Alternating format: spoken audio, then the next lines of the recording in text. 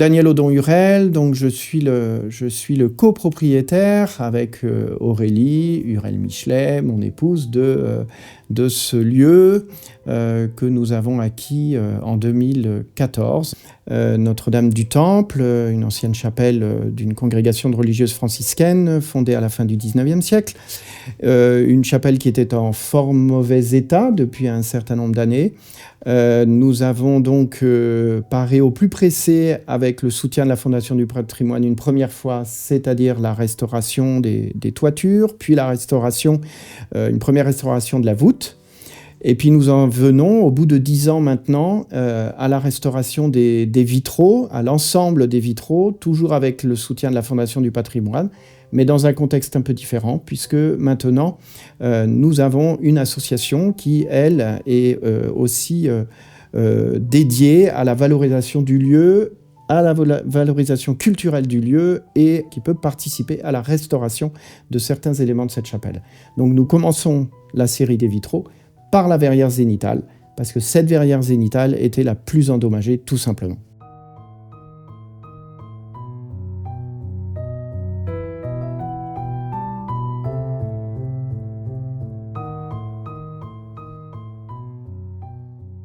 Alors cette verrière, elle est donc zénitale, c'est-à-dire qu'elle est au plafond, on va dire, et elle est éclairée par la lumière qui vient d'un grand vasistas qui est sur le toit, évidemment, et la lumière est conduite vers la verrière zénitale par un puits de lumière qui isole et concentre la lumière et qui l'isole du grenier.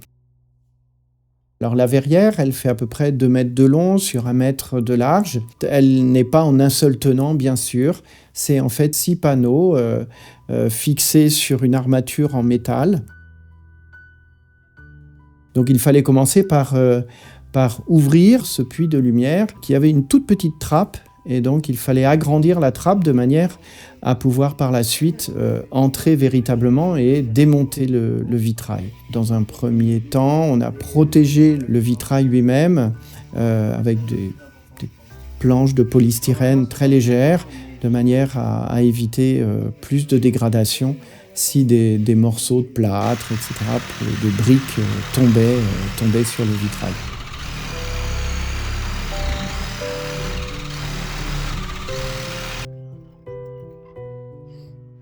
Donc ce fut la première opération qui était assez délicate parce que le puits de lumière est en briques et qu'il fallait progressivement le démonter et les vibrations pouvaient amener un certain nombre de dégâts.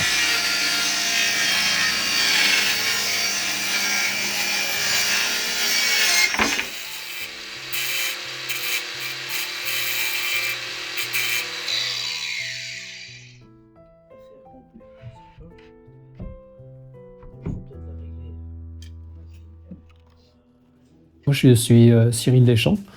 Je suis artisan, verrier, vitrailliste. Mon travail consiste à faire de la restauration, principalement. Moi, j'adore la restauration pour l'idée de transmettre le vitrail, de transmettre ce que nos anciens, les générations d'avant ont pu créer. Donc il nous appartient, il m'appartient à moi qui ai ces œuvres d'art dans les mains, de les restituer le plus fidèlement possible et le plus authentiquement possible. Donc avec le maximum de pièces d'origine. Le travail de la chapelle du Dorat, c'était donc la restauration de la verrière zénitale. La verrière zénitale, c'est une verrière qui est suspendue au plafond. Il est composé généralement de plusieurs panneaux qui sont maintenus par un système de serrurerie. Enfin, c'est des déprofilés qui sont en forme de T ou en forme de L, qui sont assemblés et puis sur lesquels on vient poser ensuite nos vitraux. C'est d'abord le moyen d'accès, parce qu'une verrière zénitale, ça veut dire que c'est en hauteur, donc c'est au plafond. Donc c'est pas en montant sur son tabouret qu'on arrive à la démonter, donc à la déposer. Donc il va falloir monter un échafaudage plus ou moins haut pour pouvoir atteindre cette verrière.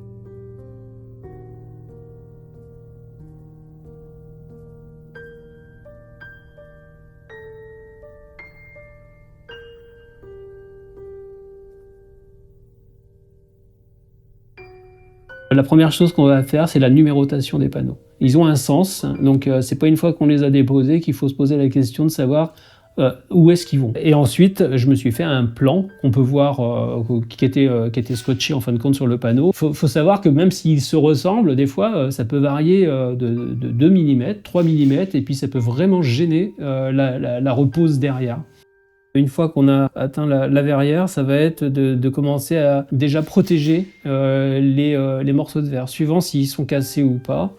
Donc on va déjà bien regarder le vitrail, que ce soit dessous ou dessus, et puis ensuite, la première chose qu'on va faire, ça va être de mettre des scotch, des adhésifs, pour éviter que les pièces de verre qui sont cassées ou qui sont en suspension puissent tomber lors de la manipulation. Mais c'est aussi des fois pour consolider un vitrail qui est très fragile, parce que les plombs sont vieillissants, il y a parfois des soudures aussi qui cassent, et puis évidemment des fois, comme c'était sur le cas sur cette verrière-là, il y avait plusieurs casses de verre, donc voilà, il était important de pouvoir les scotcher avant de faire la dépose. Un vitrail, quand il est posé sur son ossature métallique, il va falloir enlever ce qui le maintient et ce qui le rattache à cette ossature métallique.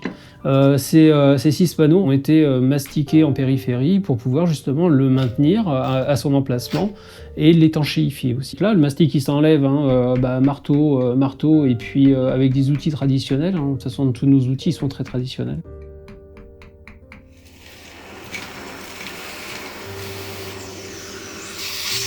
Évidemment, quand on démastique, etc., on prend l'aspirateur, on va enlever tous les débris de mastic. Et on fait attention aussi, pendant cette période, pendant cette étape-là, de ne pas aspirer de pièces de verre. C'est important, parce que les pièces de verre, même si elles sont cassées, elles pourraient très bien être en suspens. Il faut savoir qu'une pièce de verre qui est cassée, on ne va pas forcément la remplacer.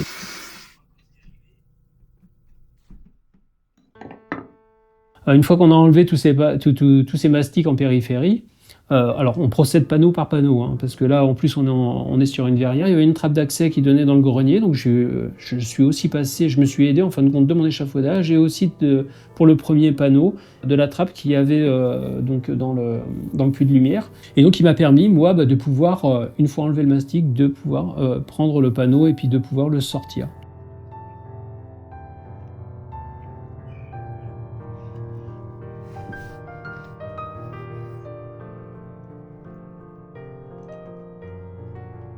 Une fois que tout est aspiré, évidemment, on dépose donc les panneaux.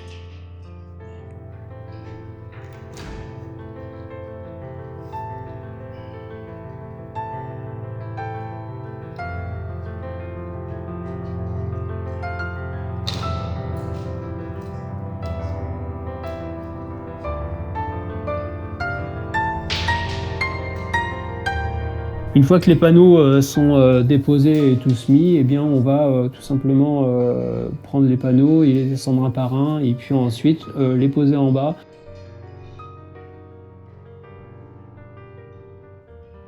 Effectivement, on enlève les vergettes. Les vergettes, en fin de compte, c'est des barres métalliques qui sont sur la traverse du vitrail, qui permettent au vitrail de rester plan une fois monté et posé à l'horizontale. Comme on va préparer les panneaux au transport pour pouvoir les emmener en atelier, il va falloir, par question de sécurité et pour éviter de tout simplement aggraver les casses et puis toutes les problématiques et puis de faire de nouvelles casses en fin de compte sur le vitrail, on va désolidariser les vergettes du panneau de vitrail. Elles sont maintenues par des attaches, et puis une fois les panneaux posés un par un, protégés avec des mousses, on va pouvoir les emmener plus tranquillement à l'atelier.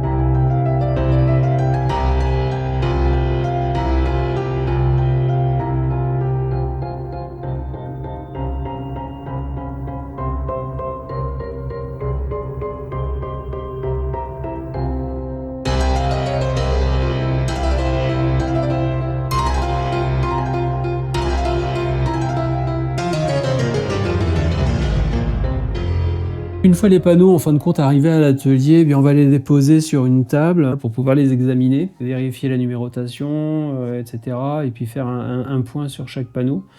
On va poser le vitrail sur la table lumineuse et puis on va aspirer tout doucement parce qu'il y avait quand même là sur ces panneaux-là quand même beaucoup de saleté. Donc on va faire, première chose, c'est un nettoyage. Ensuite, on va faire prise de photo avant, en lumière transmise, en lumière réfléchie. On va retourner le panneau et puis on va faire des photos aussi en lumière transmise.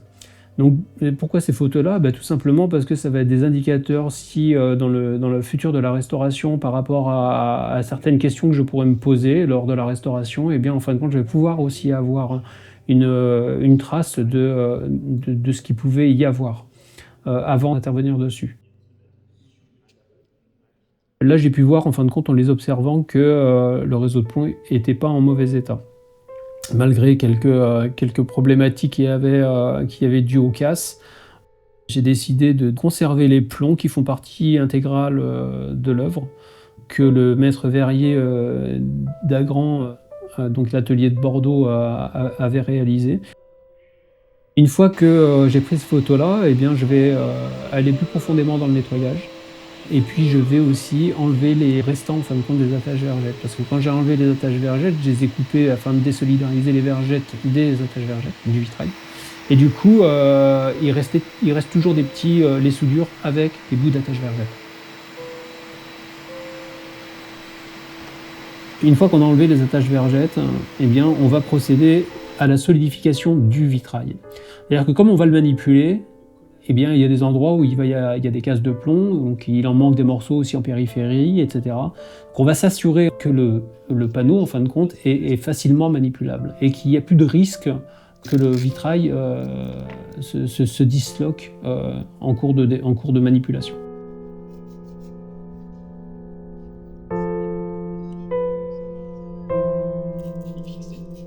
Une fois qu'on a établi son protocole, on va commencer à faire le nettoyage. Et là, on va faire un nettoyage approfondi. C'est quelque chose qui dure assez longtemps, en fin de compte, parce que il faut bien observer, faire attention, frotter, pas avec n'importe quoi. C'est toujours quelque chose de doux qui va respecter les peintures, qui va respecter le matériau sur lequel on travaille.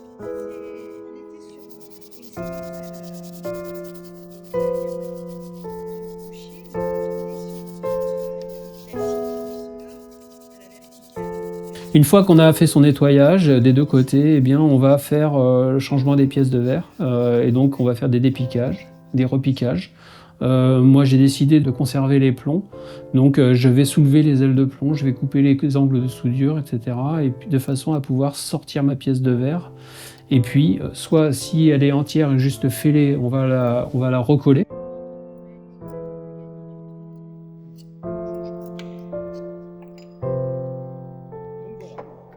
Du coup, on va faire une pièce de verre. Des fois, ça nécessite de reprendre l'empreinte. Donc, on met un papier dessous et puis on va tout simplement reprendre l'empreinte sous le vitrail, sous la pièce manquante, et on va la tracer au crayon. Puis ensuite, on va redécouper une pièce de verre.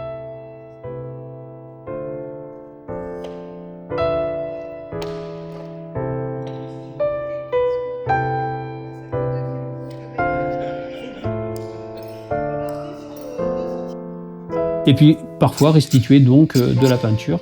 Donc la peinture, c'est une grisaille, hein, c'est une peinture comme les premiers vitraux ont été faits en fin de compte. C'est des oxydes métalliques, une composition particulière et qui se cuit à 630 degrés au four.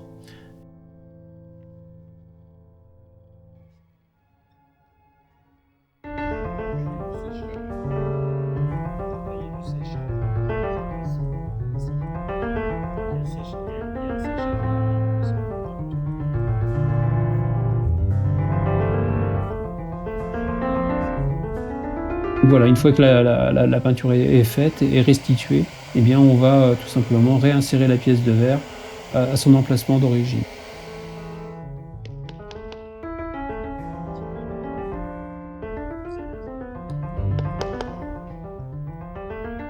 Quand on fait un dépiquage-repiquage, en fin de compte, effectivement, on va couper l'angle de la soudure, en fin de compte, là où il y a de la soudure, et puis on va remonter toutes les ailes de plomb, de façon à pouvoir la sortir Des fois c'est facile, des fois c'est plus compliqué, des fois il y a du mastic, c'est collé, ça s'enlève pas forcément toujours bien.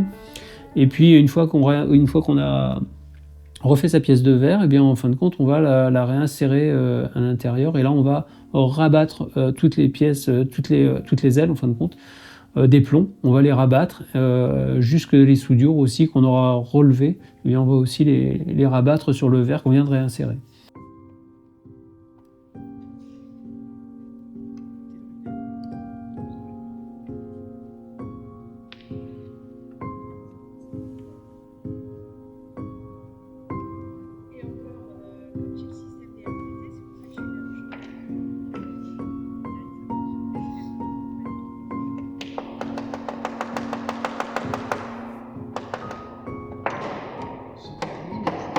On va des fois restituer un petit peu ces plombs, parce que des fois il suffit tout simplement de remettre un plomb, même s'il a été coupé sur la périphérie, sur le champ, ben moi je vais en rajouter un sur le dessus, tout simplement, pour rattacher, pour raccorder les deux morceaux de plomb qui sont de chaque côté. Ça va solidifier le plomb et puis ça ne gênera pas pour leur montage. Donc une fois que ces plombs-là sont mis, eh bien, il appartient ensuite de les rattacher par soudure. Et donc là, on va remettre des nouvelles attaches vergettes, donc des attaches vergettes en cuivre, de façon à solidifier le vitrage. Mon métal d'apport va se souder sur le cuivre et aussi se souder sur le plomb qui constitue le réseau du vitrail. Il faut que ça soit bien pris, ouais. Bah ouais, c'est ça. Il faut chauffer en même temps le cuivre et le mettre il faut bien la centrer. Une fois que j'aurai installé toutes ces attaches vergettes en cuivre, eh bien, je vais poser mes vergettes que j'aurai préalablement traitées, nettoyées, sablées et puis peintes.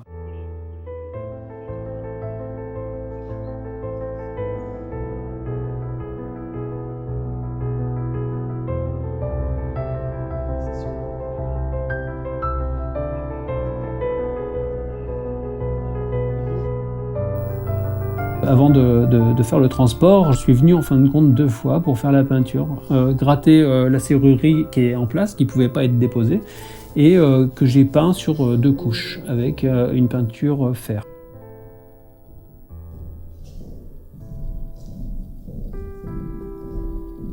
Une fois que les panneaux donc, sont prêts à emmener, on est venu sur le chantier. La peinture sèche, eh bien, on va commencer à la repose.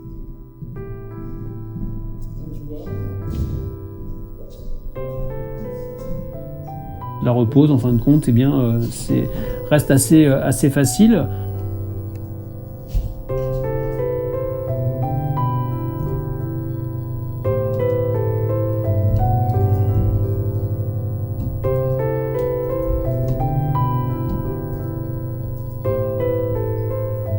La chose la plus longue, c'est le masticage qui va maintenir les vitraux, c'est-à-dire qu'après avoir déposé les premiers mastiques lors de la dépose, eh bien là il va falloir restituer des nouveaux mastiques qui vont être beaucoup plus souples, beaucoup moins cassants, et du coup qui vont faire office de maintien du vitrail, et puis qui vont aussi empêcher la lumière de passer si jamais il y avait des petits jours sur les côtés. Eh bien le mastic lui va combler ces espaces de jour. Le mastic est aussi là pour ça. Et aussi pour étanchéifier évidemment le vitrail en cas de fuite, donc dû au Velux qui est au-dessus du puits de lumière.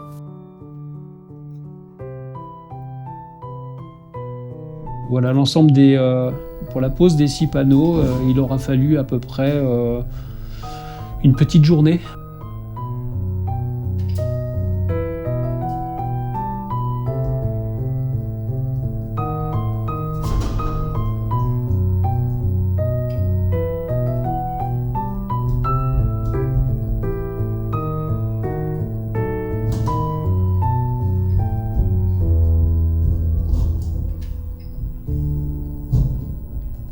Évidemment, il y a du nettoyage, il y a les mastiques aussi, il y a des ajustements aussi. Donc voilà, ça met un petit peu de temps.